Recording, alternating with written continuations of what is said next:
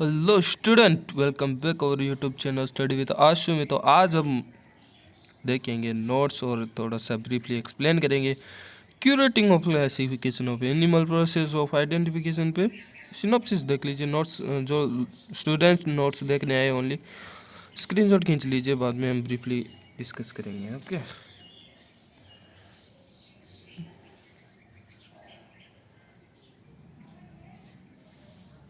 Housing क्या डालोगे?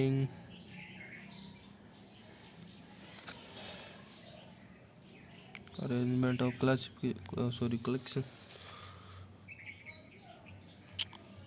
Type,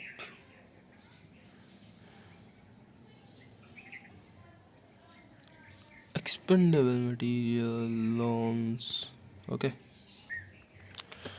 सो introduction देख लेते हैं। तो इसके लिए क्यूरेटिंग कलेक्शन के लिए बहुत ही ज़्यादा एक्सपर्ट टेक्सोनोमिस्ट की ज़रूरत होती है और अंडरस्टैंडिंग भी होनी चाहिए सारी की फंक्शन ऑफ क्लासिफिकेशन की, और अलग अलग वेरियस एरिया के टेक्सोनोमी के वेरियस कलेक्शन होते हैं और वेरियस उनकी पॉलिसी होती है। ठीक है, तो ये था इंट्रोडक्शन।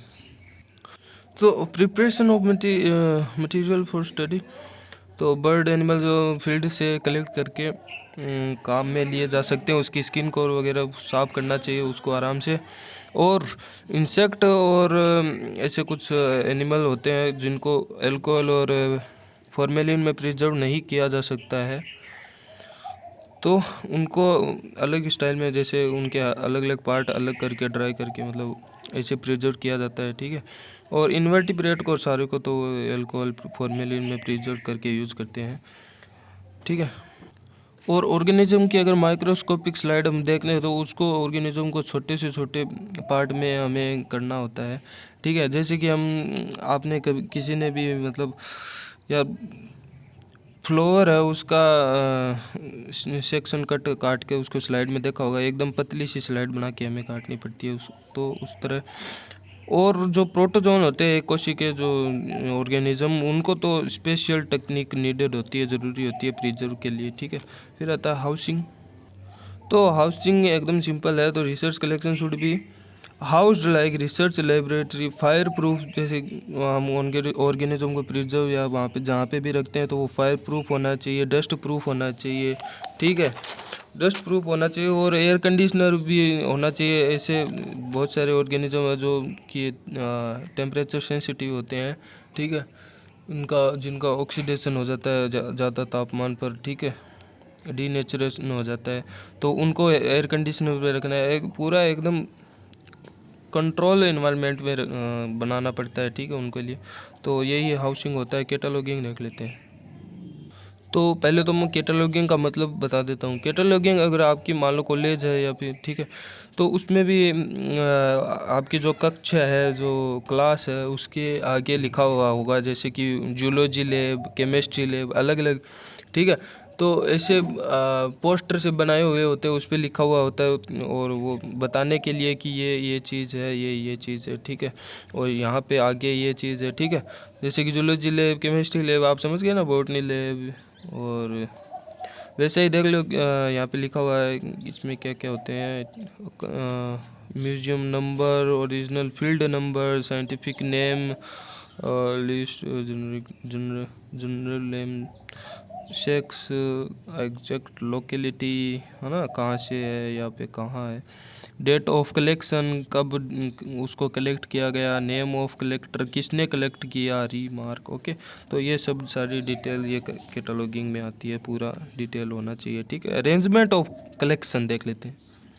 तो अरेंजमेंट में क्या होता है कि जितने भी ऑर्गेनिज्म कलेक्ट किए गए हैं, तो उसको जो जो जो भी अपना जनरल क्लासिफिकेशन है उसके अकॉर्डिंग उसको अरेंज करना होता है। ठीक है, लोअर ऑर्गेनिज्म से हायर तक। ठीक है, कैरेक्टर के हिसाब से जो भी है उस जनरल क्लासिफिकेशन के अकॉर्डिंग उनको अरेंज करना होता है। ठीक है, तो ठीक है, तो ऐसा नहीं होना चाहिए कि एक ऑर्गेनिज्म है मान लो इनवर्टिब्रेट का, तो उसको प्रोटोजोन में रख दिया या वर्टिब्रेट वाले जो सेक्शन है उनके साथ में मिला दिया, तो ऐसा नहीं होना चाहिए। ठीक है, इनवर्टिब्रेट वाले एनिमल को इनवर्टिब्रेट में ही और इनवर्टिब्रेट में भी जो क्लासेस और जीनस उसके अकॉर्डिंग उसके पास में ही उनके साथ में ही रखना चाहिए, जहाँ पे उसके जीनस होते हैं उसके साथ में ही। ठीक है, ठीक है। अब है क्यूरेटिंग ऑफ टाइप्स।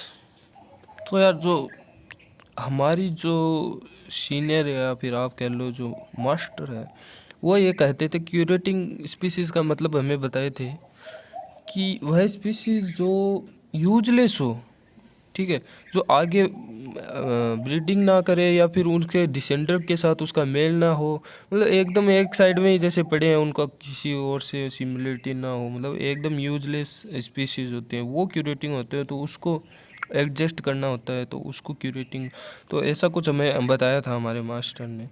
तो ठीक है, तो फिर जो स्पीसीज़ का नाम रखते हैं उसमें सारी डिटेल होती है, यही बता रखा है इसमें कि उसके किस किस कैरेक्टर के अकॉर्डिंग उसके नाम रखे हैं। जैसे कि टेट्रापोडा, उसमें 4 पैर होते हैं। ठीक है, स्टोमेटा, साइक्लो मतलब गोल, स्टोमेटा मतलब मुंह है। ठीक है, तो इस प्रकार से वो यहाँ पे लिखा है this is much to recommended किया जाता है कि अरेंजमेंट ऑफ टाइप कलेक्शन का अरेंजमेंट है वो अल्फ़ाबेटिकली होना चाहिए according to given scientific name के अकॉर्डिंग। ठीक है, एक्सचेंज ऑफ मटेरियल, तो एक्सचेंज तो यार ये पहले भी एक टॉपिक में कलेक्शन टेक्सोनोमिक कलेक्शन में भी ऐसा कुछ आया था, तो ये सेम है उस टॉपिक के जैसा का जैसा ही है कि डुप्लीकेट अगर मान लो किसी दूसरे एक नए टेक्सोनोमिस्ट है, उसने एक मान लो स्पीसीज़ खोजी या फिर कलेक्ट की जो उसको नई स्पीसीज़ की तरह लगी, लेकिन वो उसकी खोज पहले ही हो चुकी थी, डुप्लीकेट स्पीसीज़ है वो, तो ठीक है उसको एक्सचेंज करना पड़ता है। तो जिसकी ज़्यादा क्वालिटी बढ़िया होती है या फिर जिसके अंदर ज़्यादा डिटेल होती है तो उससे उसको एक्सचेंज कर दिया जाता है। ठीक है, तो एक्सपेंडेबल मटेरियल में देखते हैं तो इम्प्रॉपरली प्रिजर्व और अच्छे से लेबल नहीं किया हुआ जो स्पीशीज़ होता है वो वैल्यूलेस होता है, हमको भी पता है। तो ठीक है, तो उसके बिना ही उनको कलेक्शन करना अच्छा रहता है, सही रहता है। तो एक क्यूरेटर के लिए एक टास्क भी है उन सबको जितने भी इनप्रॉपरली प्रिजर्व्ड और बिना लेबल्ड किए हुए स्पीशीज़ को उनको एलिमिनेट करने का। लोन्स में अगर मान लो एक म्यूजियम में है या फिर कहीं से भी एक ऑर्गेनिज्म या स्पीशीज़ को कोई दूसरा टेक्सोनोमिस्ट या कोई भी ले जा रहा है वहाँ से, ठीक है, एक प्रकार से लोन की तरह, तो उसको लोन में क्या होता है, हमें उसकी जगह कुछ देना होता है या फिर उसको भी कुछ फ़ायदा होता है, तो हमें भी उसकी जगह वो तो टाइम पे एकदम मतलब लोन का ये है उनका रूल है कि उसको जितना टाइम के लिए लिया गया है उसको उसी टाइम पे वापस लौटाना होता है और साथ में उसको कुछ फ़ायदा भी होना चाहिए, जैसे कि उस जिस ऑर्गेनिज्म को लेके गए हैं उसकी डिटेल उनको और बेटर डिटेल उनको मिलती है। ठीक है, लोन के बदले में, और वो ऑर्गेनिज्म टाइम पे ही उसको लौटाना होता है। ठीक है, तो ये था आज की वाली वीडियो में। लाइक करिए, सब्सक्राइब करिए चैनल को। Bye bye.